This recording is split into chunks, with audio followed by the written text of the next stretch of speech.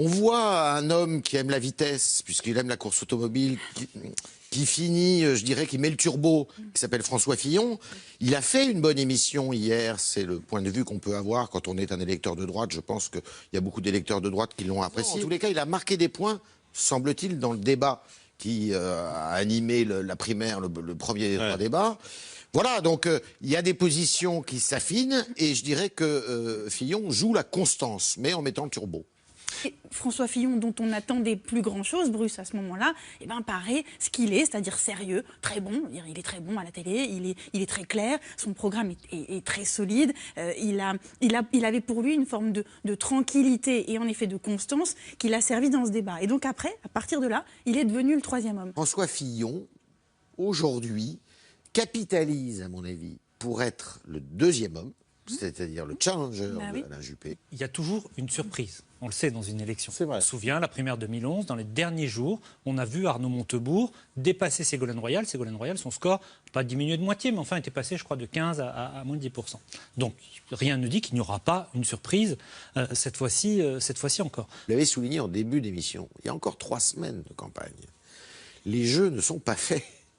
On voit bien que quelque chose qui s'est passé hier, comme le nini de Sarkozy qui doit déstabiliser un peu son électorat, il suffit qu'il y ait encore 2-3 choses comme ça, et que Fillon, de son côté, continue cette constance. Parce que hier, il a quand même été, il a été l'anti-Sarkozy, c'est-à-dire que et l'anti-Juppé aussi. Et l'anti-Juppé. Quand il se retrouve face à des oppositions fortes hier. Un syndicaliste très connu des Antilles, M. Domota, qui le traite de colonialiste, d'esclavagiste, de raciste, ce que vous voulez, de raciste en direct à la télévision, c'est pas rien. Une femme qui a bénéficié du mariage, du mariage homosexuel et qui est en désaccord total avec ce qu'il veut faire. Et à chaque fois, il n'a pas dévié. On est d'accord ou pas avec lui, mais ça donne, si vous voulez, une température du tempérament de l'intéressé qui fait que la constance, et je pense que c'est ce que cherchent beaucoup d'électeurs à droite aujourd'hui, c'est d'avoir quelqu'un qui dise tout le temps la même chose. Je parlais de Thatcher tout à l'heure, il y a l'aspect doctrine dont on parlait, mais il y a un autre point, c'est... Je suis comme Thatcher, c'est-à-dire que j'irai jusqu'au bout des réformes. Et c'est dans l'électorat de droite, on le voit dans les études, un reproche que même les électeurs de droite font, c'est de toute façon, vous n'aurez pas le courage d'aller jusqu'au bout. C'est un des reproches qui a été fait à Nicolas Sarkozy. Et en disant Thatcher, il dit bien sûr libéralisme, mais il dit aussi, voilà, je ne céderai pas, j'irai jusqu'au bout. Et ça peut mobiliser une partie d'électeurs. Il ne faut pas oublier qu'il y a encore 2 débats. Hein. Oui. Ils ne seront pas anodins.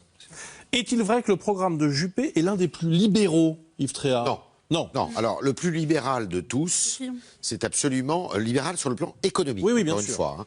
Hein. Parce que sur le plan économique, le plus libéral de tous, c'est celui de François Fillon.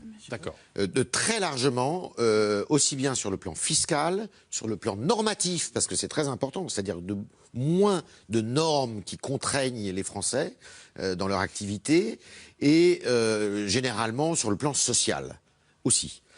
En revanche, sur toutes les questions de société, c'est probablement le programme le plus conservateur. C'est-à-dire, c'est pas un libéral libertaire, hein, pas du tout.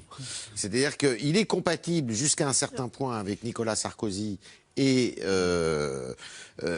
Alain Juppé. Il n'est pas compatible sur cette partie-là avec Nathalie Kosciusko-Morizet. Deuxièmement, les sondages peuvent se tromper. Ça arrive à tout le monde, aux hommes politiques, aux journalistes, et les sondeurs se trompent aussi.